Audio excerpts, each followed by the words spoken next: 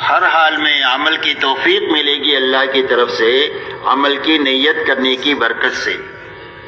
اس لیے عمل کی نیت سے بات کو سننا، اسی کے ساتھ میں اچھی طرح پوری بات کو سنتے ہوئے عمل کی نیت کے ساتھ پورے عالم میں اور ساری انسانیت تک پہنچانے کی نیت سے بات کو سنیں کہ ان باتوں کو اچھی طرح سمجھ کر اس پر عمل کرتے ہوئے پوری دنیا میں اور پوری انسانیت تک پہنچانے کی نیت سے بات کو سننا۔ تو پورا عالم تو بہت بڑا ہے، کئی سو ملک ہے اور دنیا میں 800 کروڑ انسان ہیں، تو ان سب تک جانے کی کیا شکل ہو سکتی ہے؟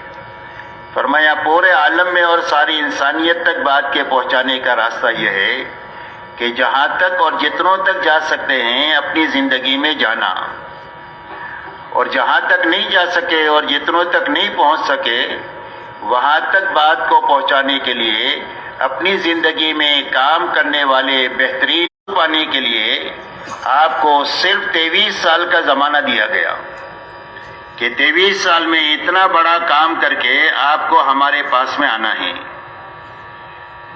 تو حضور پاک علیہ الصلوۃ والسلام نے اتنے بڑے کام پر قابو پانے کے لیے آپ نے انتھک محنت فرمائی اپنی پوری زندگی میں، یہاں تک کہ جب آپ کو کام کی ذمہ داری ملی تو آپ نے حضرت خدیجہ سے یہ فرمایا رضی اللہ عنہا سے، لا راحت بعد اليوم، خدیجہ اب راحت کے دن چلے گئے، اب کام ہی کام ہے۔ اور پوری زندگی انتھک اپنے آپ کو تھکاتے ہوئے آپ نے پورے حجاز میں کام فرمایا، اور آپ کا لمبے میں لمبا سفر تبوک تک کا ہے، اور آپ کا میدان تو پورا عالم ہے۔ تو پورے عالم کے کام پر قابو پانے کے لیے آپ نے 23 سالہ دور نبوت میں انتھک محنت کرتے ہوئے آپ نے اپنا بہترین عملہ صحابہ کا تیار فرمایا، اور 1.25 لاکھ صحابہ بنائے آپ نے جو آپ کی زندگی کا آئینہ تھے۔ حضور صلی اللہ علیہ وسلم کی زندگی جیسی تھی ایسی صحابہ کی زندگی تھی، اسی لیے صحابہ کا تعارف 2 جملوں میں ہوتا ہے کہ صحابہ کون تھے؟ فرمایا فرسان بالنہار و رہبان باللیل، بسام بالنہار و بکام باللیل۔ فرمایا یہ دین کو حشاش بشاش اللہ کے دین کا کام کرنے والے تھے، اور راتوں کو اللہ کے سامنے بہت زیادہ رونے والے تھے۔ حضور پاک صلی اللہ علیہ وسلم کو اللہ تعالیٰ نے داعی اور معلم بنا کر کے دنیا میں بھیجا تھا، تو آپ کے دن کا اکثر حصہ دعوت اور تعلیم پر خرچ ہوتا تھا اور انسانوں کی دیکھ بھال پر خرچ ہوتا تھا، اور رات کا بڑا حصہ آپ کا اللہ کے سامنے نماز میں، دعا میں اور مناجات میں اور آہوزاری میں خرچ ہوتا تھا، یہاں تک کہ آپ رات کو اتنا لمبا قیام فرماتے تھے کہ آپ کے پیروں پر ورم آ جاتا تھا، اور آپ کے سینے سے رونے کی ایسی آواز آتی تھی جیسا ہنڈیا کے ابلنے کی آواز آتی تھی۔ یہ آپ کا دن ہے اور یہ آپ کا رات ہے، اور یہی دونوں چیزیں آپ کے مجمع میں منتقل ہوئی۔ اس لیے آپ نے اپنا خود کام کرتے ہوئے کام کرنے والے بہترین مجمع کو تیار فرمایا 23 سال میں۔ آپ کے بعد صحابہ نے تابعین کا مجمع تیار فرمایا، مجمع سے مجمع بنے، یہ کام کا صحیح رخ ہے تاکہ صحیح شکل میں کام ایک مجمع کے ہاتھ ہو دوسرے مجمع میں منتقل ہو۔ پھر تابعین نے تبع تابعین کو تیار فرمایا، پھر اللہ تعالیٰ نے اولیاء اللہ کے سلسلے کو دنیا میں چلایا، ایک ایک ولی کے ہاتھوں لاکھوں لاکھوں لوگ دنیا میں ایمان میں داخل ہوئے، یہاں تک کہ اللہ تعالیٰ نے پوری امت پر اور ساری انسانیت پر رحم فرما کر محنت کا وہ رخ عطا فرمایا جو رخ حضور صلی اللہ علیہ وسلم کے زمانے میں اللہ نے قائم فرمایا تھا۔ آپ کے زمانے میں محنت کا یہ رخ تھا کہ سارے ایمان والے، چاہے مرد ہو، عورتیں ہو، جوان ہو، شہری ہو، دیہاتی ہو، مالدار ہو، غریب ہو، ہر ایک مسلمان اپنے دین کے بارے میں فکر مند تھا کہ ہمارا دین محفوظ رہنا چاہیے، اور ہمارا دین پھیلنا اور پھولنا چاہیے، اور دنیا کے ہر کچے مکے مکان پر پہنچنا چاہیے، اور قیامت تک یہ باقی رہنا چاہیے۔ ہر ایک اس فکر کے ساتھ دنیا میں جیتے تھے۔ اللہ تعالیٰ نے وہی کام کا رخ ہمارے زمانے میں پوری امت پر اور انسانیت پر رحم فرما کر اللہ تعالیٰ نے عطا فرمایا۔ آپ دیکھیں اتنا بڑا مجمع یہاں پر آیا ہوا ہے، وہ صرف اللہ کے دین کے لیے آیا ہے اور کوئی دنیاوی غرض نہیں ہے۔ اس میں مالدار بھی ہے، غریب بھی ہے، جوان بھی ہے، بوڑھے بھی ہے، صحت مند بھی ہے اور بیمار بھی ہے۔ غرض یہ ہے کہ مختلف طبقات ہے، مختلف افراد ہے اور صرف اپنے دین کے لیے یہاں پر جمع ہوئے۔ اس لیے میرے دوست، اور اچھی طرح سمجھ کر کے اچھی طرح کرنا ہے، اور اچھی طرح کرتے ہوئے اچھی طرح کرنے والے آدمی تیار کرنا ہے۔ یہ محنت کا صحیح رخ ہے، اچھی طرح کام کو سمجھنا۔ اور سمجھنے کے معنی میرے دوستو یہ ہے کہ کام کو اس طریقے سے کیا جائے کہ اللہ تعالیٰ کام پر ہم کو یقین عطا فرما دے۔ مولانا الیاس صاحب رحمۃ اللہ علیہ ایک مرتبہ اپنے مجمع سے بات کر چکے، تو بات کرنے کے بعد بھی یہ فرمایا کہ بات سمجھ میں آ گئی؟ تو مجمع نے کہا ہاں سمجھ میں آ گئی۔ تو مولانا نے فرمایا کہ بات سمجھ میں نہیں آئی ہے، بات سننے میں آئی ہے۔ اور فرمایا سمجھ میں آنا کس کو کہتے ہیں؟ اگر یہ سمجھنا ہے تو مسجد کے باہر چلے جاؤ اور دنیا داروں کو دیکھو جن کو دنیا سمجھ میں آئی ہوئی ہے۔ ایک تاجر کو اپنی تجارت، ایک ملازم کو ملازمت، ایک کسان کو اپنی کھیتی، ایک حاکم کو اپنی حکومت۔ غرض یہ کہ جو جن مشغلوں میں ہیں ان کو اپنا کام ایسا سمجھ میں آیا ہوا ہے کہ پوری زندگی کر رہے ہیں اور ہر حال میں کر رہے ہیں۔ کوئی تعریف کرے تو بھی کریں، کوئی برائی کرے تو بھی کریں، اس لیے کہ ان کو کام سمجھ میں آ گیا ہے۔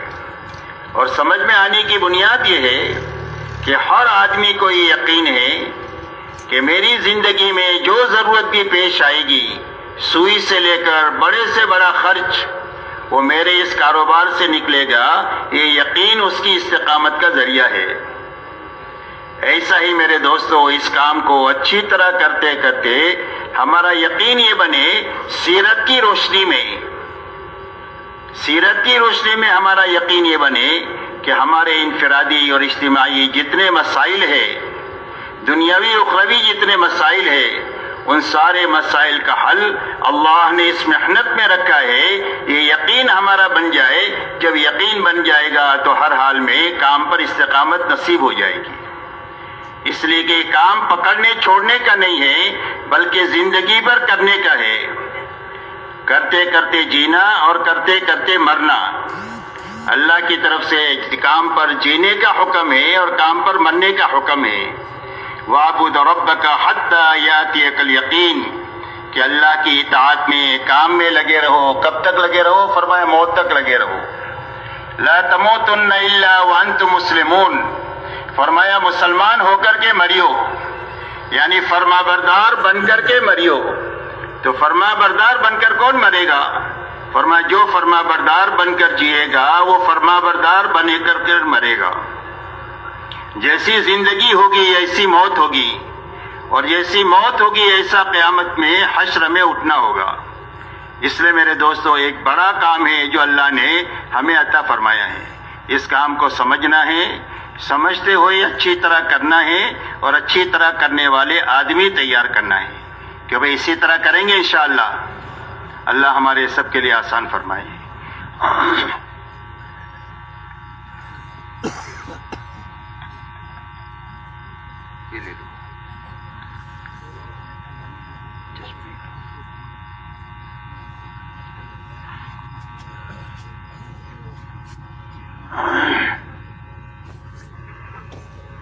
میرے محترم بزرگوں دوستو، سمجھنے کی بات یہ ہے کہ روئے زمین پر بسنے والے ہر ایک مرد اور ہر ایک عورت کی دنیا اور آخرت کے بنانے کے لیے اللہ نے اپنے پاس سے دین اسلام کو اتارا ہے، اور اللہ تعالیٰ نے اپنی سنت یہ روئے زمین پر جاری فرمائی ہے کہ جو کوئی بھی دینداری کے ساتھ جیے گا اور دینداری پر مرے گا، اللہ اس کی دنیا بھی سب سے زیادہ، اس کی موت آسان ہو جائے گی قبر جنت کا باغ بن جائے گی، قیامت کے دن عرش کے سائے میں جگہ مل جائے گی، رسوائی سے بچ جائے گا، عمل نامہ داہنے ہاتھ میں ملے گا، اور پلسرات پر سے بجلی کی طرح گزر کر کے ہمیشہ ہمیش کے لیے اللہ کی جنت میں اور اللہ کی رضا میں داخل ہو جائے گا۔ اس لیے دنیا اور آخرت کے بنانے کے لیے اللہ نے دین اتارا ہے، اور جو کوئی بھی دنیا میں بے دینی کے ساتھ جیے گا یا بے دینی پر مرے گا تو سب سے پہلے اللہ اس کی دنیا کو نتیجتاً اجاڑ دیں گے۔ اسی لیے قرآن پاک میں فرمایا وَمَنْ أَعْرَضَ عَنْ ذِكْرِي فَإِنَّ لَهُ مَعِيشَةً ضَنْكًا، فرمایا جو ہمارے ذکر سے، ہماری اطاعت سے اور ہمارے دین سے اعراض کرے گا، منہ موڑ کر اپنے پیٹھ کے پیچھے ڈال کر چلے گا، فرمایا ہم اس کی زندگی کو تنگ کر دیں گے۔ تو یہ دنیا کی زندگی بھی اللہ اجاڑیں گے اور موت مشکل ہو جائے گی، قبر جہنم کا گڑھا بن جائے گی، اور قیامت کے دن میں ذلت اور رسوائی کا سامنا کرنا ہوگا، اور پلسرات پر سے کٹ کر آدمی جہنم میں گر جائے گا۔ اللہ ہماری اور پوری امت کی حفاظت فرمائے۔ اس لیے میرے محترم بزرگوں دوستو، سمجھنے کی بات یہ ہے کہ اللہ کی طرف سے ہر انسان کی کامیابی کا راستہ صرف دین کا راستہ ہے، اور یہی بات سمجھانے کے لیے اللہ جل شانہ نے قرآن پاک میں انبیاء علیہ السلام اور ان کے ماننے والوں کے واقعات کو بیان فرمایا ہے کہ ہر زمانے میں نبی اور ان کے ماننے والے تھوڑے بھی رہے اور کمزور بھی رہے، ساز و سامان کی کمی کے ساتھ رہے، لیکن اللہ تعالیٰ نے دین کی بنیاد پر ان کو نتیجتاً چمکا دیا، اور نبی کی مخالفت پر آنے والے اور نبی کے ساتھ دشمنی کرنے پر آنے والے ہر زمانے میں زیادہ بھی رہے، اور ساز و سامان کے اعتبار سے بہت زیادہ اسباب اور وسائل میں رہے، لیکن اللہ تعالیٰ نے نتیجتاً ان کو اجاڑ دیا اور ان کو ناکام کر دیا، اور اللہ کی ایسی پکڑ آئی کہ ان کو نانی یاد آ گئی۔ قرآن پاک میں اللہ فرماتے ہیں فَكُلًّا أَخَذْنَا بِذَنبِهِ فَمِنْهُمْ مَنْ أَرْسَلْنَا عَلَيْهِ حَاصِبًا وَمِنْهُمْ مَنْ أَخَذَتْهُ الصَّيْحَةُ وَمِنْهُمْ مَنْ خَسَفْنَا بِالْأَرْضِ وَمِنْهُمْ مَنْ أَغْرَقْنَا وَمَا كَانَ اللَّهُ لِيَظْلِمَهُمْ وَلَكِنْ كَانُوا أَنفُسَهُمْ يَظْلِمُونَ۔ اللہ جل شانہ فرماتے ہیں ان میں کے ہر ایک کی ہم نے پکڑ کیا، اور پکڑنے کی بنیاد کیا ہوئی؟ فرمایا اللہ کی نافرمانی ہوئی اور گناہوں کے کام ہوئے، جس کی بنا پر اللہ نے ان کی پکڑ فرمائی۔ ان میں سے کسی پر ہوا کے عذاب کو بھیجا، کسی پر فرشتے کی صیحہ اور چیخ کو مسلط کیا جس سے ان کے کلیجے پھٹ گئے، کسی کو زمین کے اندر میں دسایا، کسی کو پانی میں ڈبایا، اور اللہ جل شانہ فرماتے ہیں کہ اللہ تعالیٰ کسی پر ظلم نہیں کرتے، یہی لوگ ظالم تھے کہ اللہ کی نافرمانی کر کے اللہ کے عذاب کے مستحق ہوئے اور آخر میں اللہ کی پکڑ کے شکار ہوئے۔ اس لیے میرے محترم دوستو، اللہ کی ایسی سنت ہے کہ اس میں کبھی بھی تبدیلی نہیں ہوگی۔ فَلَن تَجِدَ لِسُنَّتِ اللَّهِ تَبْدِيلًا وَلَن تَجِدَ لِسُنَّتِ اللَّهِ تَحْوِيلًا۔ اللہ کی سنت کو کبھی آپ بدلتا ہوا نہیں پائیں گے۔ کامیابی کی بنیاد صرف دین ہے اور ناکامی کی بنیاد بے دینی ہے۔ یہ سمجھنا بھی ہے، پوری امت کو سمجھانا بھی ہے، اور ساری انسانیت میں دنیا میں جتنے اسباب ہیں اور جتنے حالات ہیں، جن چھوٹے بڑے اسباب میں روز روزی روٹی کی تلاش میں لوگ لگتے ہیں، تجارت ہے، کھیتی ہے، ملازمت ہے، حکومت ہے، سائنس ہے، یہ سارے اسباب ہیں جس میں لوگ ٹکتے ہیں، چھوٹے بھی ہوتے ہیں، بڑے اسباب بھی ہوتے ہیں۔ ایسے ہی دنیا میں جتنے حالات انسانوں پر آتے ہیں، خوشی کا ہو، غمی کا ہو، مالداری کا ہو، غریبی کا ہو، بیماری کا ہو، تندرستی کا ہو، راحت کا ہو، تکلیف کا ہو، یہ حالات ہے۔ تو یہ اسباب اور حالات یہ تو نہ تو کامیابی کے لیے ہے اور نہ تو ناکامی کے لیے ہے، بلکہ صرف امتحان کے لیے ہے۔ اللہ جل شانہ ہر ایک کو چھوٹے بڑے سبب میں رکھ کر آزمانا چاہتے ہیں، اچھا برا حال اس پر ڈال کر کے آزمانا چاہتے ہیں کہ یہ حکم پر جیتا ہے یا خواہش پر چلتا ہے۔ اس لیے کہ دنیا میں جینے کے دو ہی راستے ہیں، تیسرا کوئی راستہ نہیں ہے۔ ایک راستہ حکموں والا راستہ ہے جو نبیوں والا راستہ ہے. سارے نبی اللہ کی طرف سے احکامات لے کر آتے ہیں اور احکامات کو پورا کرنے کا اپنا طریقہ بتلاتے ہیں. اور خواہش والا راستہ، منوانی والا راستہ فرعون، شداد اور حامان کا راستہ ہے. یہ ناکامی کا راستہ ہے، وہ کامیابی والا راستہ ہے. تو اللہ جل شانہ ہر ایک کو آزمائش کے لیے ان اسباب سے اور ان حالات سے گزارتے ہیں کہ ان اسباب اور حالات میں حکم پر چلتے ہیں یا خواہش پر چلتے ہیں. اگر حکم پر چلیں گے تو کامیاب ہو جائیں گے، اور اگر خواہش پر چلیں گے تو نتیجتاً ناکام ہو جائیں گے. اور یہی بات سمجھانے کے لیے اللہ تعالیٰ نے ہم سے پہلے جو لوگ اس دنیا میں آئے ہیں ان کے افراد کے اور قوموں کے واقعات کو اللہ نے بیان فرمایا کہ حکومت اللہ تعالیٰ نے حضرت سلیمان علیہ السلام اور داؤد علیہ السلام کو عطا فرمائی، اور یہ دونوں حکومت میں رہ کر چمک گئے، کامیاب ہو گئے. دوسری طرف فرعون اور نمرود کو اللہ نے حکومت عطا فرمائی اور یہ دونوں اپنی حکومت میں ناکام ہو گئے. اللہ نے اس بات کو بتلایا کہ حکومت ایک برتن ہے، اس برتن میں کامیابی ناکامی جو آئے گی وہ اللہ کی طرف سے آئے گی. کامیابی کے آنے کا راستہ حکومت میں حکم پر چلنا ہے، اور ناکامی کے آنے کا راستہ خواہش پر چلنا ہے. جو حکومت کے چھوٹے بڑے نقشے میں خواہش پر چلے گا وہ نتیجتاً ناکام ہو جائے گا، اور جو حکم پر چلے گا وہ کامیاب ہو جائے گا. ایسے ہی اللہ تعالیٰ نے مال قارون کو عطا فرمایا اور اس کو مال کے ساتھ زمین میں دسایا، اور قیامت تک یہ دستا ہی چلا جائے گا.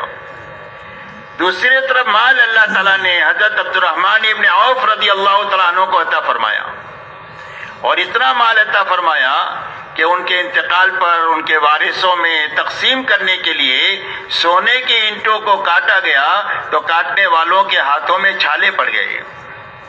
لیکن اتنا سارا مال کے باوجود بھی یہ ان 10 صحابہ میں سے ہے جن کو اللہ کے نبی صلی اللہ علیہ وسلم نے دنیا ہی میں جنت کی بشارت عطا فرمائی. اتنا بڑا مال نے ان کو نقصان نہیں پہنچایا. حدیث پاک میں آتا ہے نعم المال الصالح للرجل الصالح، فرمایا مال بھی حلال ہے اور آدمی بھی نیک ہے تو کیا گھبرانے کی بات ہے؟ کہ کوئی گھبرانے کی بات نہیں ہے. کتنا بھی مال کسی کے پاس میں ہے لیکن حلال طریقے سے ہے، اور آدمی بھی نیک ہے، اس کا مصرف جانتا ہے، تو اس کے لیے کوئی خطرے کی بات نہیں ہے. اس لیے قارون کو مال دیا تو زمین میں دسایا، حضرت عبد الرحمن ابن عوف کو مال دیا تو اللہ نے ان کو چمکایا. اللہ تعالیٰ نے اس بات کو بتلایا کہ مال کے نقشے میں جو حکم پورا کرے گا اللہ اس کو عبد الرحمن ابن عوف کی طرح چمکا دیں گے، اور جو مال کے اندر میں حکم کو توڑے گا قارون کی طرح اللہ اس کو ناکام کرے گا. تجارت قوم شعیب کے پاس تھی اور تجارت مہاجرین مکہ کے پاس تھی، تو مہاجرین مکہ کو اللہ تعالیٰ نے تجارت میں چمکا دیا اور قوم شعیب کو اللہ نے تجارت کی منڈیوں میں اجاڑ دیا. باغات انصار مدینہ کے پاس تھے رضی اللہ عنہم کے پاس، اور اللہ نے ان باغات میں ان کو چمکا دیا. آج تک ساری دنیا کے لوگ مدینہ کی کھجوریں کھا رہے ہیں. اللہ نے اتنی برکت اس میں عطا فرمائی اور ان کو چمکایا. اور دوسری طرف قوم سبا کے پاس میں باغات تھے اور اللہ تعالیٰ نے ان کو اجاڑ دیا. اس لیے میرے دوستو اللہ کے یہاں کامیابی کا سبب صرف دین ہے. دعوت اور تبلیغ کے راستے سے جو محنت ہے کہ جو مسلمان جس شعبے میں ہیں اور جس حال میں ہیں اس حال میں یہ حکم پر چلنے کی طاقت اپنے اندر پیدا فرما لے. تو جب حکم پر یہ چلے گا تو اللہ تعالیٰ اس شعبے میں رکھ کر اس کو کامیاب کر دیں گے. اسی لیے حدیث پاک میں آتا ہے کہ دنیا میں 4 قسم کے لوگ ہیں. فرمایا ایک قسم تو وہ ہے کہ جس کے نصیب میں اللہ نے مال لکھا ہے اور وہ مالدار ہے، اس لیے کہ مال کا تعلق عقل سے بھی نہیں ہے اور محنت سے بھی نہیں ہے بلکہ اللہ کی تقسیم سے ہے. اللہ تعالیٰ علم اور حکمت سے جانتے ہیں کہ کس کو زیادہ دینا ہے کس کو کم دینا ہے. لہذا اللہ نے اس کے نصیب میں مال لکھا ہے اور وہ مالدار ہے، اور اس نے اپنے مال کے نقشوں کے ساتھ اپنے جسم کو استعمال کیا دین کے حاصل کرنے کے لیے، اور اپنے آپ کو تھکایا دین اپنی زندگی میں لانے کے لیے. لہذا وہ مالدار بھی ہے اور دیندار بھی ہے. اور دین کی وجہ سے اس کو معلوم ہے کہ جان کہاں لگانی ہے اور مال کہاں لگانا ہے، اللہ کے کیا حقوق ہے، اللہ کے مخلوق کے کیا حقوق ہے، اللہ کی دین کی محنت کے کیا حقوق ہے، اور حقوق میں اپنی جان اور مال کو ہر تقاضے پر لگاتا ہے، غرض یہ کہ مالدار بھی ہے اور دیندار بھی ہے۔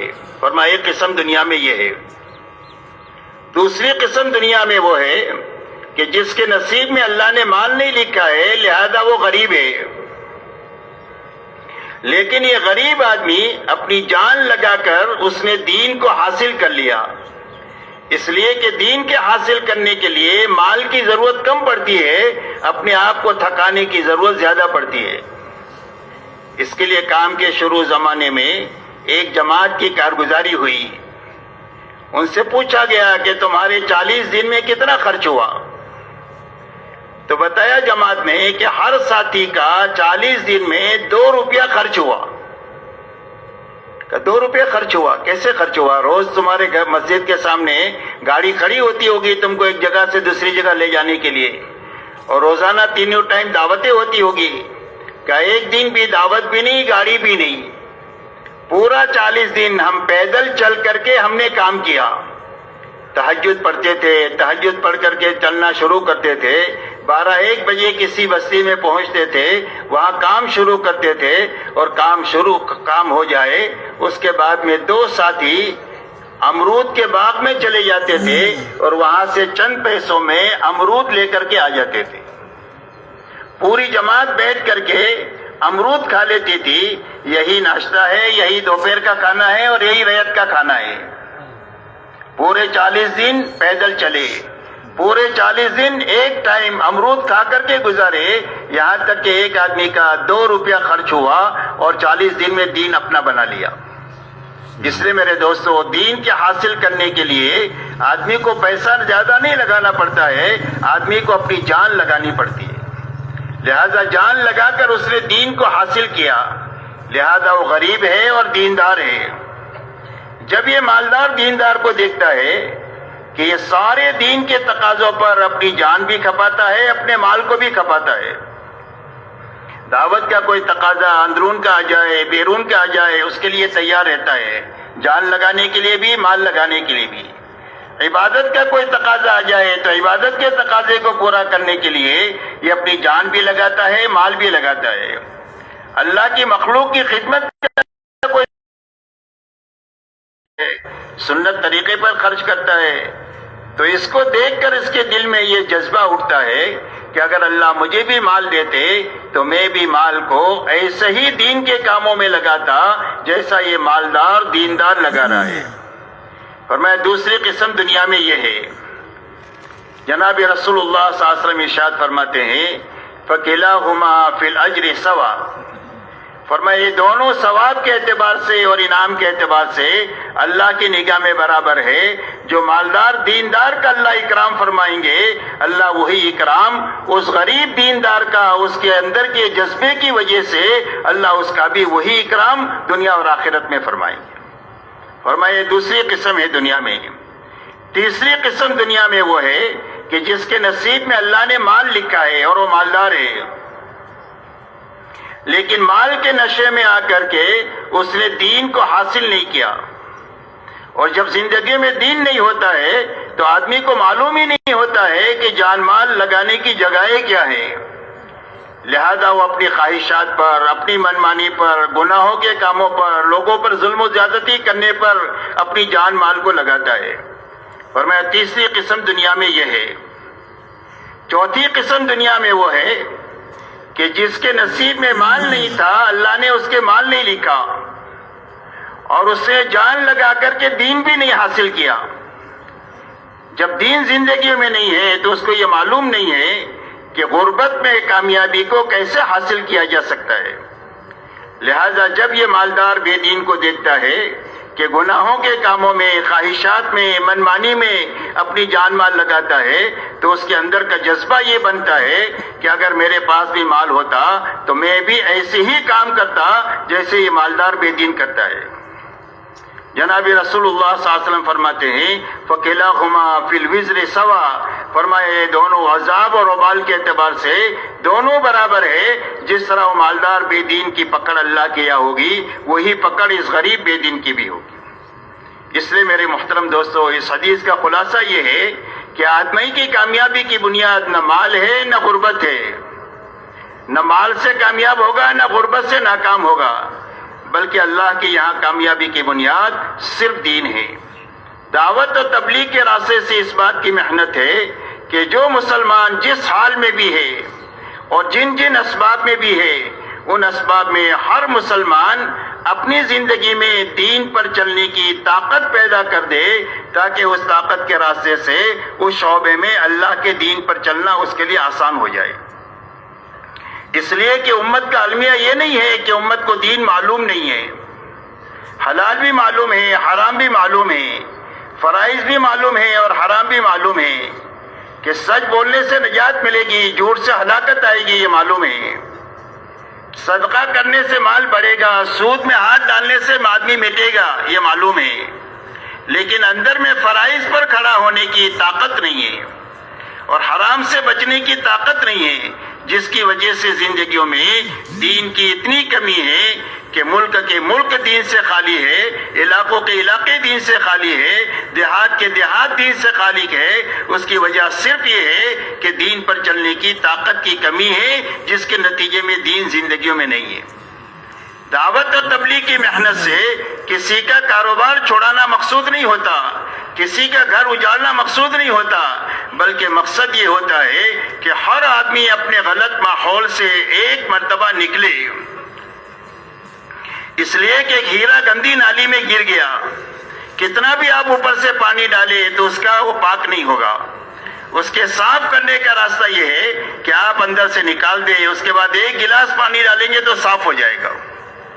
اس ماحول کی گندگی نے جس کو ہم کو گندا کیا ہوا ہے، اس ماحول کے رہتے ہوئے ہم دین کی باتوں کو سنتے بھی ہیں، تھوڑی دیر کے لیے دل اثر بھی لیتا ہے، لیکن اس ماحول میں جاتے ہیں تو ماحول ہمارے پر غالب آ جاتا ہے.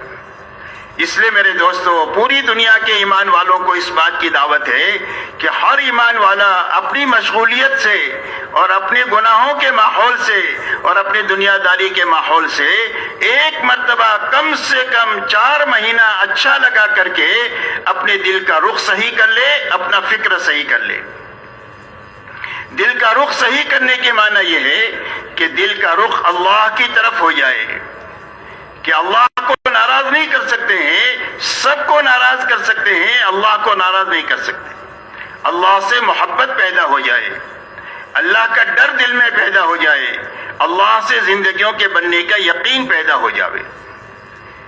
یہ 3 بنیادیں جس کے راستے سے دل میں اللہ سے محبت پیدا ہو جائے، اللہ کا ڈر پیدا ہو جائے، اللہ سے زندگی کے بننے کا یقین پیدا ہو جائے. اس لیے سب سے پہلے دل کا رخ اللہ کی طرف ہو جائے. اس لیے کہ دنیا کا ہر انسان 8 چیزوں کے بیچ میں رہتا ہے. قرآن پاک میں اللہ نے فرمایا، قل ان کان آباؤکم وابناؤکم واخوانکم وازواجکم وعشیرتکم واموال اقترفتموها وتجارۃ تخشون کسادها ومساکن ترضونها احب الیکم من اللہ ورسولہ وجہاد فی سبیلی فتربصوا حتی یاتی اللہ بامرہ واللہ لا یہدی القوم الفاسقین. اور مکانات ہے، ان 8 چیزوں میں رہتا ہے ہر آدمی. تو ہر آدمی کے دل میں اللہ کی، اللہ کے نبی کی محبت، اللہ کے کلمے کی سربلندی کی محبت تمام محبتوں پر غالب آ جائے. اس لیے کہ زندگی میں ہمیشہ تقابل ہوگا. کبھی اللہ کے مقابلے میں برادری آئے گی، کبھی باپ آئے گا، کبھی بیٹے آئیں گے، کبھی بیوی آئے گی، کبھی تجارت آئے گی، کبھی مکانات آئیں گے، کبھی مال کے تقاضے آئیں گے.